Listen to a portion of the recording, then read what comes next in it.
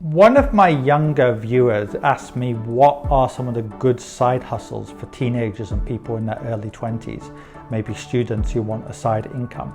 So I'm going to talk about that on today's video.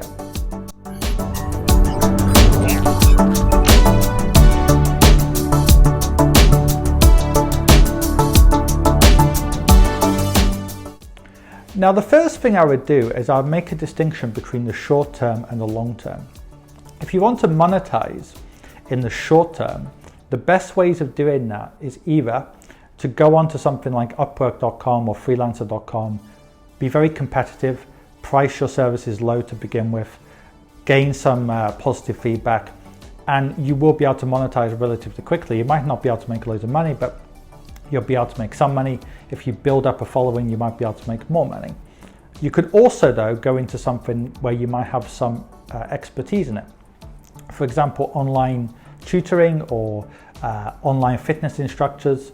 So for example, if you're a native English language speaker, you might be able to get a job teaching online, especially if you do a certificate, even a part-time certificate teaching online, or if you've got a certificate in, for example, fitness, you might be able to become an online fitness instructor. Anything you want to do now, you can type in onto Google, for example, online teacher, online yoga instructor, whatever it is. So focus on what you're good at and you can also make some money. You can also try things like affiliate marketing and so on.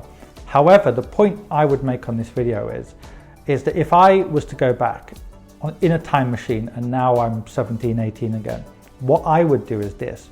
I wouldn't focus on monetizing at all for a few years. Now, if it comes, it comes, but I wouldn't focus on that. And instead, what you should do is take advantage of the fact you don't need to actually make money in many cases if you're a student, or not much money, and just focus on playing the long game, building up your audience, building up your ability to monetize. And there's a simple reason for this. People are more skeptical of people who try to monetize too quickly. In other words, it's a bit like it's give and take, right? If somebody has produced good content for a number of years and then suddenly tries to monetize, people are quite okay with that.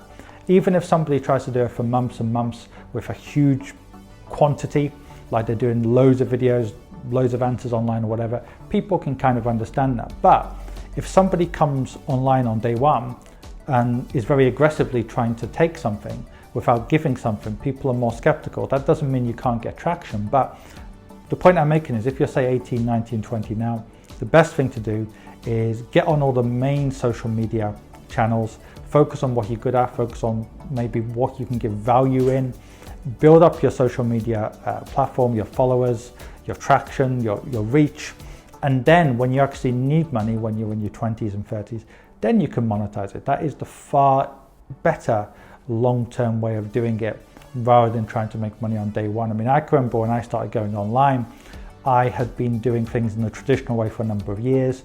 I didn't need to make huge traction on day one, so I played the long game. And if you play the long game, you can actually make more money and get more traction long term.